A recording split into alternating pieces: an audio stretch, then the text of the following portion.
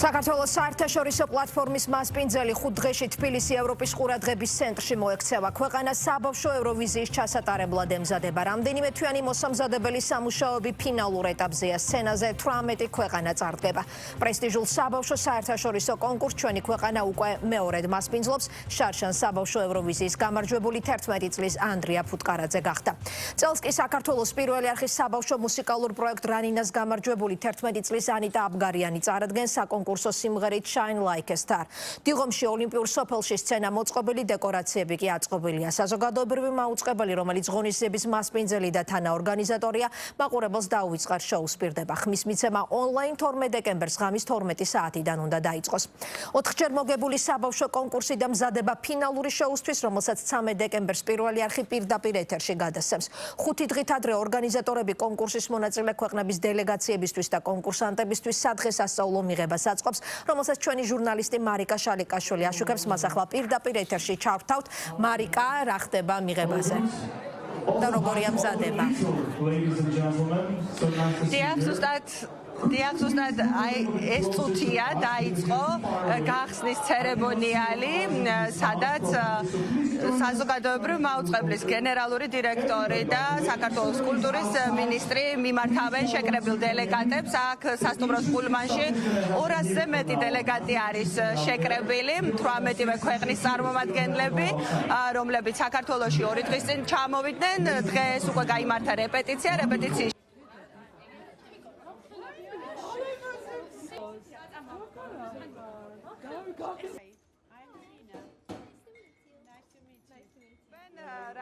კონკურსის სხვადასხვა წლების გამარჯვებულები და საბავშვო ევროვიზიის მონაწილეები. ისინი გაგვახსენებენ იმ სიმღერებს, რომლებითაც წარსდგნენ ყველაზე მასშტაბურ საბავშვო მუსიკალურ კონკურსზე. პირველივე დღიდან უკვე მე რამდენიმე დღეა დაიწყო რეპეტიციები. თითოეული დელეგაცია აღნიშნავს იმ განწყობას და რამთვარი იმ გარემოს, რომელსაც ჩვენი ქვეყანა ქმნის. დღეს გვაქვს ბავშვებისთვის პირველი მიღება და მერწმუნეთ ეს კონკურსი და ეს ფესტივალი არ არის გამარჯვებაზე, ეს არის სიხარულზე, სიყვარულზე და ბავშვების ლაღ გარემოზე. ვფიქრობ, რომ ყველაფერი შევქმნით იმისთვის და ჩვენმა ქვეყანამ ყველაფერი გააკეთა იმისთვის, რომ ეს დაუვიწყარი გარემო იყოს.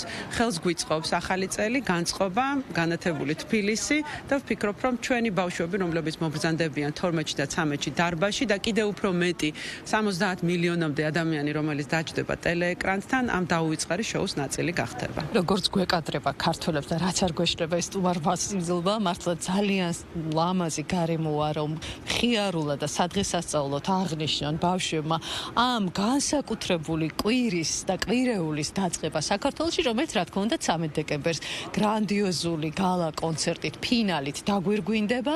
ჩვენ იმედი გვაქვს, რომ ის უდიდესი შრომა და ის ძალიან ბევრი ადამიანის შრომა, რომელიც ამ 1 წლის მანძილზე ჩაიდო, მართლაც დაგვირგვინდება ძალიან კარგად. ყოველ შემთხვევაში ამის საფუძველს გვაძლევს ის შეფასებები, რომელიც ჩვენ გვესმის 18-ვე ქვეყნისგან, ის შეფასებები, რომელიც გვესმის ორგანიზატორებისგან, რომლებსაც ძალიან ბევრი ევროვიზია გაუკეთებიათ, მაგრამ ამბობენ, რომ ის რაც საქართველოში დახვდათ, ეს არის გამორჩეული, განსაკუთრებული. იწყება ევროვიზია, საბავშვო ევროვიზია საქართველოში.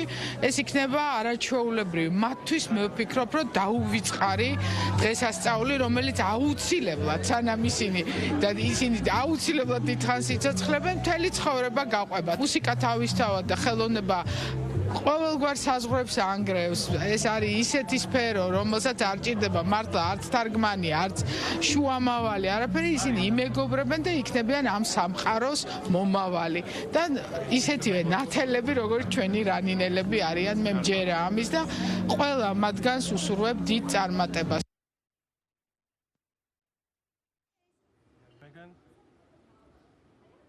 To see if they have fun with you, but she's the real deal and she's the real business. She's basically 18-ვე ქვეყნის კონკურსანტი არის შეკრებილი აქ სასტუმრო პულმანში, სადაც მიმდინარეობს გახსნის ცერემონია. აქ იმყოფებიან ჩვენი გასული წლის გამარჯვებული ანდრია ფუტკარაძე, რომლის წყალობითაც სწორედ წელს საქართველოს საბავშვო ევროვიზია 2025 მასპინძლობს და ჩვენი წლევანდელი კონკურსანტი ანიტა აბგარიანი, რომელიც საკმაოდ დაღლილია დღეს, რადგანაც მას დილიდან ჰქონდა რეპეტიცია დარბაზში და ამის შემდეგ უკვე ის მოვიდა საზეიმო გახსნაზე და ახლა მოდით მოვისმინოთ მათი კომენტარები.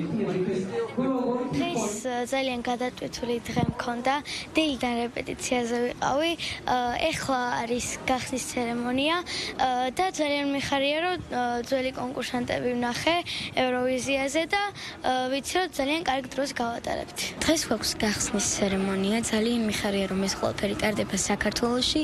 ჩვენ ეს შევძელით გავიმარჯვეთ წინა წელს და მინდა რომ წარმატება უსურვო ყველა მონაწილეს და განსაკუთრებით ანიტას.